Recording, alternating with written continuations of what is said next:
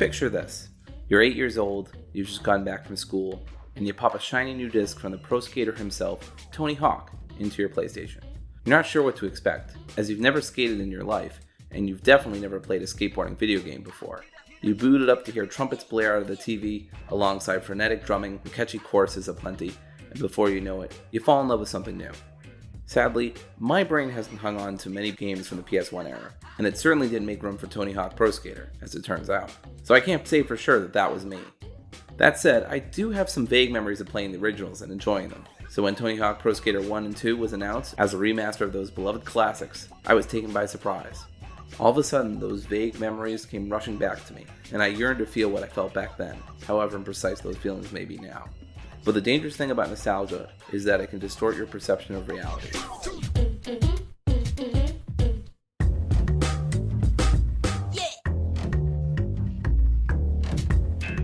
Tony Hawk Pro Skater 1 and 2 is seeping with nostalgia as soon as you start, sporting the upbeat 90s ska song Superman, one of its hit tracks. There's nothing to get the energy going like great music, with such bands as Rage Against the Machine, Sublime, Public Enemy, Anthrax, and many more returning. There's loads of nostalgia packed into the impressive track list alone. Some tracks are needlessly censored, but it's a great package of songs. Though on the other hand, it depends on how long it takes you to beat the game. In the nearly 20 hours it took me to 100% both installments, the soundtrack was starting to wear thin. As iconic as it is, it can get tiring to hear the same 5 tracks repeated as you fruitlessly try to obtain a collectible. It's as if the game has added another layer of punishment to make sure that you know you're not going anywhere fast. And for better or worse, to grab the many collectibles in time, you'll need a ton of speed, which can sometimes have you wall grinding when you need to rail grind instead. This can lead to frustrating situations because the physics don't often lend themselves to the kind of pinpoint movement the game expects from you in 2 minutes. Each run takes place in a different locale, some more exotic than others, such as Venice Beach in California or Roswell in New Mexico. Each stage has its own personality, quirks, and challenges to conquer, which is made even more variable by your skater. Because, if you didn't already know, you don't have to pair up with Tony if you don't want to. That was sick! You can make your own skater, which is fun, but never feels necessary even with all the in-game cash you get. I had thousands of dollars by the end of the game, but never felt compelled to go back and quote-unquote upgrade their wardrobe. Thankfully, there are no obvious microtransactions getting in the way of the multiplayer experience, but that doesn't make online feel any less bare bones. I played a handful of matches, and while it was hectic, it wasn't the fun kind of hectic. Rules are explained in the pause menu rather than before a match, putting new players at an immediate disadvantage as they scurry to learn the ropes while other players are already landing combos. To allow myself more time to wrap my head around the rules, I asked my partner, who had been playing alongside me the entire time, to play couch co-op, so we could try out all of the modes for ourselves. Within 30 minutes we had done all of the modes with Tag, a sort of improvised version of the real-life game, except on skateboards, and Horse, a battle where the first to rack up 5 individual losses loses the game, proving to be the most competitive between us. Though the score tag showed a much wider gap between us in skill by the time the game was coming to an end, thankfully there's a rewarding learning curve, and over the course of 20 hours I'd gone from being unsure how to do basic tricks to easily scoring tens of thousands of points in a few seconds.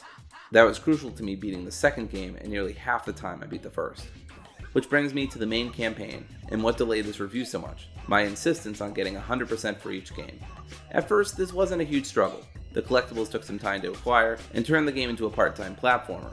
Looking up guides, as well as easy exploits, I was able to competently obtain huge scores. Eventually though, I found my match in heats. Heats are skating competitions, where you have to score the most points over the course of 3 rounds. The game is nice enough to drop the lowest scoring round and only count the 2 best, but that doesn't help if you're not very good at the game to start, or if the skating park you're in hardly seems made for skating in the first place. These competitions being all about using the smallest amount of time to get the biggest tricks doesn't make them the most accessible. Needless to say, heats are one of my least favorite modes in Pro Skater, but thankfully the standard modes full of collectibles, high scores, and other enjoyable challenges are as charming and fun as ever. The secret tapes are a particularly fun exercise in stopping your board and looking around the world, and when you do, you're bound to find tons of Easter eggs and fun visuals as well.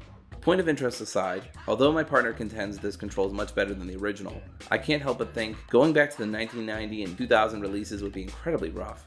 The physics on some maps such as Burnside and Downhill Jam make getting certain achievements an absolute chore, and that's including secret tapes at times. That said, the music, for as long as it lasts, still rocks and gets your skater blood pumping. While the physics could be wonky at times, the performance is solid enough and a fun time for around 10 to 15 hours in my experience. I can't recommend online mode at present, but I can certainly recommend couch co-op if nothing else.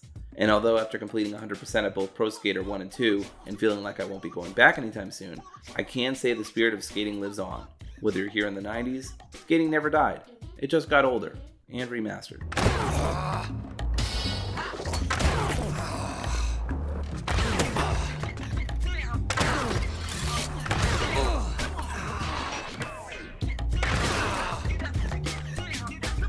That was just one of many great reviews, essays, and previews on our channel. If you like what you just saw, why not consider subscribing and dropping a like on this video.